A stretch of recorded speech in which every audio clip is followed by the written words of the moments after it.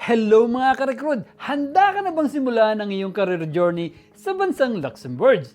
Ngayon ay ipaliwanag ko sa inyo kung paano makakuha ng unskilled jobs sa pinakamayamang bansa sa mundo, ang Luxembourg.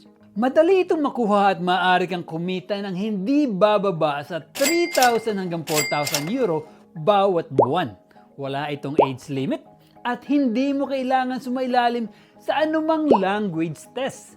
Bukod dito, maaari mong makuha ang iyong visa sa loob lamang ng 7 araw at maaari mo ring isama ang iyong pamilya. Sa bansang Luxembourg, ang visa na iyong matatanggap ay minsan sponsored ng employer at ang iba pang mga trabaho dito ay nag-aalok ng free travel at accommodation. Ang mga unskilled jobs ay hindi laging nangangahulugang mga farm jobs o iba pang mababang uri ng trabaho o menial jobs. Ang mga trabahong ibabahagi ko sa inyo ay mula sa iba't ibang larangan ng sales, hospitality, construction, factories, warehouses, agriculture, domestic helper, at delivery jobs. Sa video ito ay pag-uusapan natin ang sweldo, taxation system, living expenses at savings, listahan ng mga sektor na nangangailangan ng manggagawa, tips kung paano makahanap ng trabaho, ang kabuong gastos, processing time, visa duration, kinakailangan dokumento. Kabayan, kung bago ka pa lang sa channel ko, pakihit lang po ang like, subscribe, at ang notification bell para lagi kayong updated sa aking mga bagong video. Benefits sa pagtatrabaho sa Luxembourg.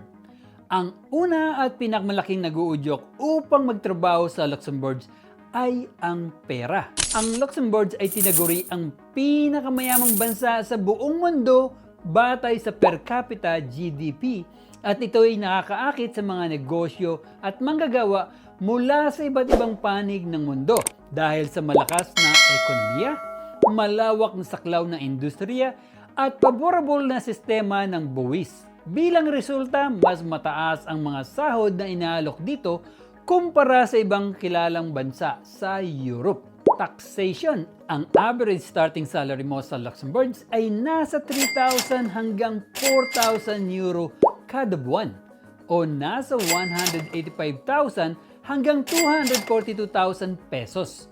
Ang mga higher skill jobs ay may sahod na nasa pagitan ng 4,000 hanggang 5,000 euro kada buwan.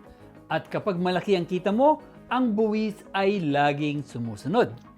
Ngunit kadalasang tinatawag na tax haven ang Luxembourg at ang progresibong sistema ng buwis ay hindi masyadong kumakain ng malaking bahagi ng iyong kita. Halimbawa, kung ang iyong average annual salary ay mga 48,000 euro at isang solo na walang anak, ay nasa 24.4% na buwis lamang ang iyong babayaran.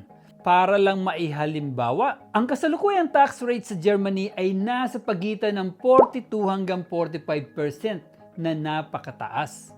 Salaries for skilled professionals. Tandaan ang mga halagang ito upang magkaroon ka ng kahit paanong idea kung paano kalaki ang iyong maiipon kung dito ka magtatrabaho. Tandaan na ang 48,000 euros ay basic figure lamang dahil ang mga healthcare occupations ay kumikita ng dobleng halaga pataas na 100,000 euro. Ang isang executive ay kumikita ng 11,000 euro. Ang HR manager ay kumikita halos ng 77,000 euro. Ang mga architects at teachers ay kumikita ng 70,000 euro. Ang IT managers ay kumikita ng mga 70,000 euro. At ang mga architect at electrical engineers ay kumikita ng mga 60,000 euro. Kaya't ang magandang figures na ito ay maaari mong kitain at maisave sa bansang Luxembourg. High quality of life, spousal visa, healthcare, education, public services, low unemployment rate, travel visa, free among neighboring countries. Isa rin sa magandang dahilan na magtrabaho sa Luxembourg ay ang spousal visa. Ang mga kasapi ng iyong pamilya na lumipat sa Luxembourg ay maaari magtrabaho kahit na pagkatapos lamang magparehistro sa town hall matapos makarating sa Luxembourg. Sunod naman ay ang mataas na kalidad ng pamumuhay dito. Ang Luxembourg ay patuloy na tinuturing sa mga bansa na may pinakamataas na pamantayan ng pamumuhay sa buong mundo. Nag-ooperate ito ng mahusay na sistema ng pangangalaga sa kalusugan, edukasyon at public services.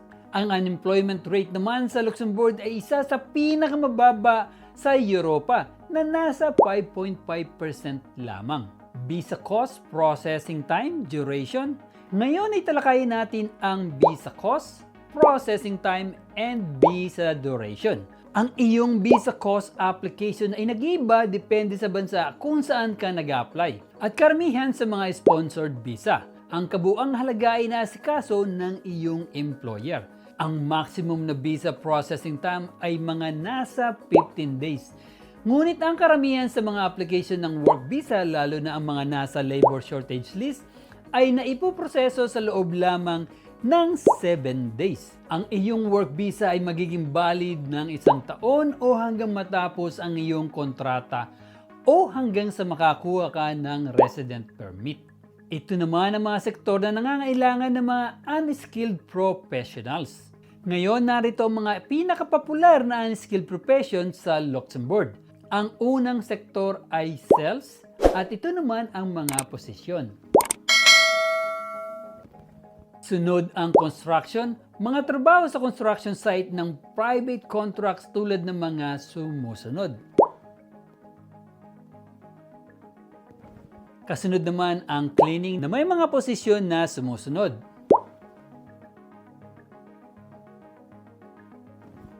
Kasunod naman ang entry level ng mga trabaho sa factory at warehouse, sa manufacturing tulad ng mga sumusunod.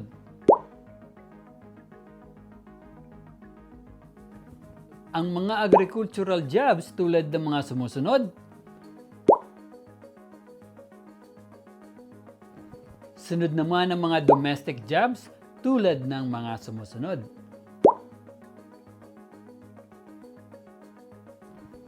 Panghuli ay delivery jobs na may kinalaman sa pagdi-deliver ng mga goods o packages tulad ng mga sumusunod.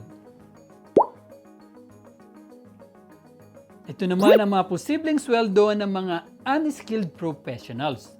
Ngayon ay magkano nga ba ang maaaring kitain ng mga profesyong ito sa Luxembourg?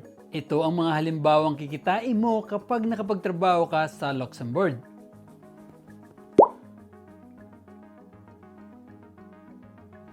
Mga dokumentong kailangan sa pananatili sa Luxembourg. Ngayon, para sa iyong temporary authorization na manatili sa Luxembourg, ito ang iyong mga kailangan.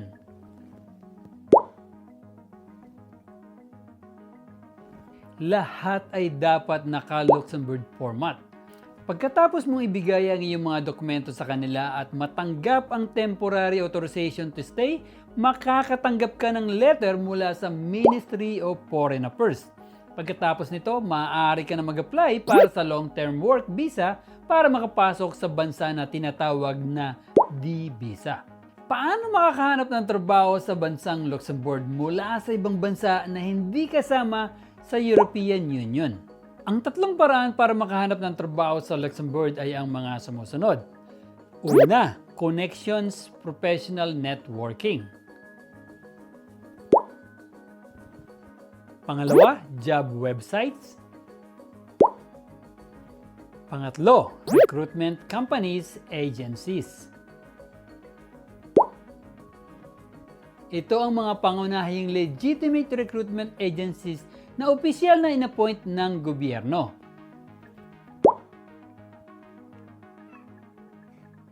Karamihan sa mga recruitment agencies na ito ay kumikita lamang mula sa mga employer pagkatapos mong ma-hire.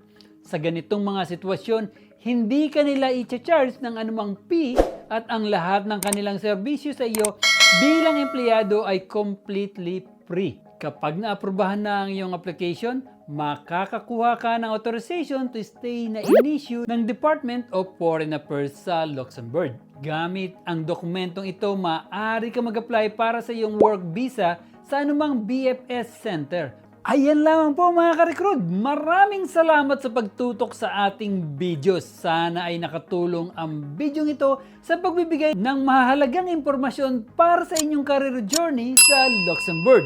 kung may mga karagdagang katanungan o nais malaman, huwag pong magatubiling magtanong sa comment section sa baba. Salamat sa panonood at kung nagustuhan po ninyo ang video ito, ay sigurado pong magugustuhan ninyo ang iba ko pang mga video. At kung may mga katanungan kayo tungkol sa ating napag-usapan, huwag po kayong mag-alangan na ilagay ang inyong mga katanungan sa comment section upang mabigyan po namin kayo ng kasagutan. Muli, palagi niyong tatandaan na dito sa Recruit ay prioridad namin ang iyong kaalaman tungo sa inyong kaunlaran. Paalam kabayan! Para sa suggested video, pindutin lang po dito. Para sa napakagandang playlist, pindutin po dito. At pakisubscribe na rin po dito